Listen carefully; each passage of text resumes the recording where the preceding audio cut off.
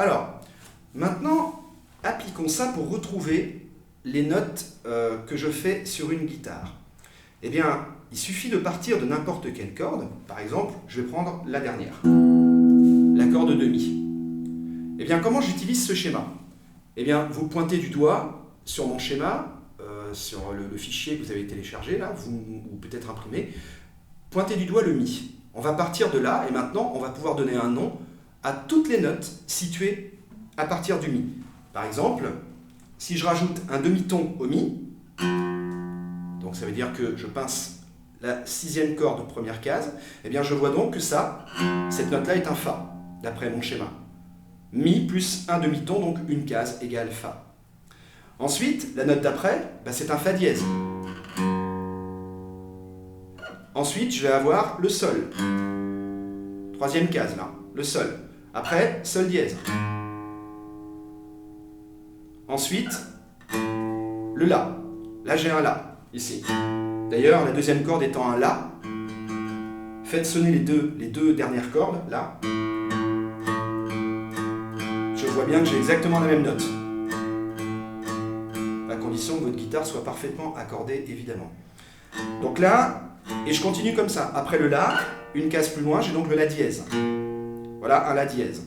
Après, j'ai le Si. Après, j'ai le Do. Et voilà, le Do, je viens donc pincer la huitième case de la sixième corde pour obtenir le Do. Et amusez-vous à faire ça maintenant à partir de chaque corde. J'en fais un deuxième. Par exemple, partons de la corde de La. Cinquième corde en partant du bas, corde de La. Okay. Donc là, je me place sur le La de mon schéma. J'en déduis donc que si je pince la première case de la cinquième corde, ça s'appelle un La dièse. Ensuite, une corde plus loin, une case plus loin, deuxième case, ici, ce sera donc un Si. Je rajoute un demi-ton, j'aurai donc un Do. Et ainsi de suite. Et après, je recommence. Un demi-ton, j'ai un Do dièse. Encore un demi-ton, j'ai un Ré. Encore un demi-ton, Ré dièse. Ensuite, le Mi. Voilà comment je peux retrouver systématiquement, à partir de ce schéma, vous partez de la note que vous voulez, on n'est pas obligé de partir du Do, vous voyez, là je suis parti du La. Voilà comment je fais pour repérer, pour donner un nom à chaque note que j'obtiens sur la guitare. Alors, ça c'est important pour repérer à l'oreille les accords d'une chanson par exemple que vous souhaitez jouer. Voilà moi comment je m'y prends. En fait, mon oreille va systématiquement focaliser sur la fondamentale d'un accord. Alors, je vous donne un exemple. Si je prends l'accord de Do, par exemple, voici l'accord de Do. On l'a vu déjà cette position. Hein. C'est un accord qui n'est pas évident à jouer puisqu'il est sur trois cases. Où se trouve la fondamentale du Do? Eh bien, si je pars de la corde de La, comme je viens de faire tout à l'heure, je fais La, donc La dièse, Si, Do. Un demi-ton après le Si. Voilà le Do. Eh bien ça, ce sera donc la fondamentale d'un accord de Do. Ça veut dire cinquième corde de troisième case. Voilà la fondamentale. C'est d'ailleurs la raison aussi pour laquelle, quand on fait un accord de Do, le voici, le souci de l'accord de Do, c'est qu'en fait, la première note, si vous jouez comme ça,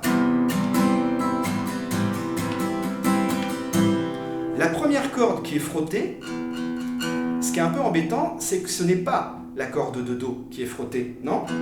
C'est un Mi qui est brossé, ici. Okay. Sixième corde, ici. La sixième corde sonne à vide, ça c'est un Mi. C'est pourquoi vous trouverez souvent dans les bouquins, en fait, une croix devant la première corde. Ce qui signifie que, de préférence, il faudrait ne pas la jouer, ou en tout cas, faire en sorte qu'elle sonne moins. Pourquoi? Parce que cette corde-là, un train peut en cacher un autre, cette corde-là, elle masque le son de votre fondamentale de l'accord. Or, là, c'était un Do. Donc la note que je dois faire ressortir quand je fais un accord de Do, au mieux, c'est quand même un Do. Alors, c'est pourquoi dans ce cas-là, quand on joue un accord, il ne faut pas chercher, on ne joue pas systématiquement toutes les cordes de l'accord. Par exemple, moi, ma technique est la suivante.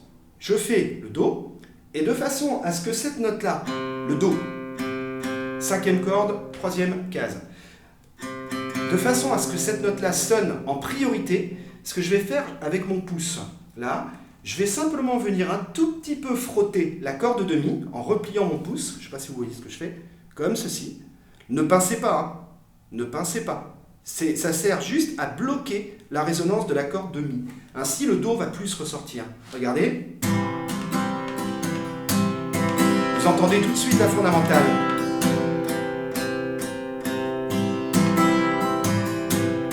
Comme ça, je n'entends plus la corde de Mi, ici, qui n'est pas la fondamentale de ma note de Do.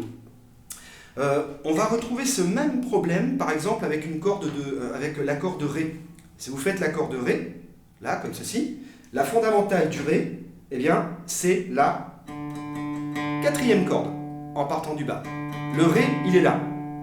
C'est pourquoi, normalement, quand je fais un accord de Ré, c'est celle-là que je dois entendre en priorité, pas la 5e corde, et encore moins la première. Enfin, les 6e, pardon. Pas la 5e, pas la 6e. Donc, techniquement, ce qu'il faudrait, c'est tenter de jouer les 4 premières cordes de la guitare en essayant de ne pas trop jouer les premières. Ici. Donc, ça donnerait quelque chose un peu comme ça. C'est une technique de médiator, du coup.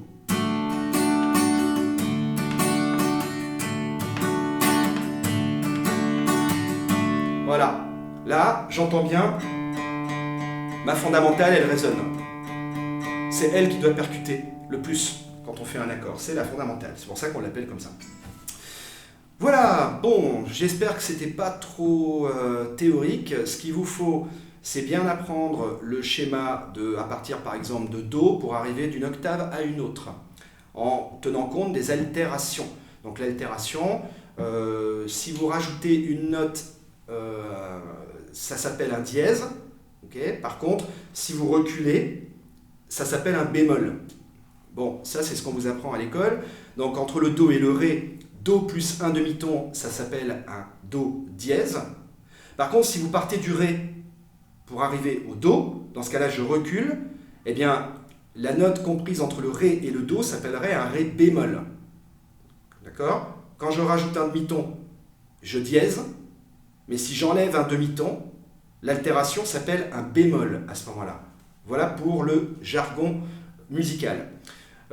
Bon, à partir de ça, je pense que nous sommes fin prêts à parler de quelque chose qui est très très très important à la guitare, parce que c'est la base pour enrichir votre jeu. Moi j'ai mis 15 ans à le comprendre, mais voilà, maintenant je commence à avoir un jeu qui est plus riche, parce que justement je commence à maîtriser la notion, ce qu'on appelle d'intervalle.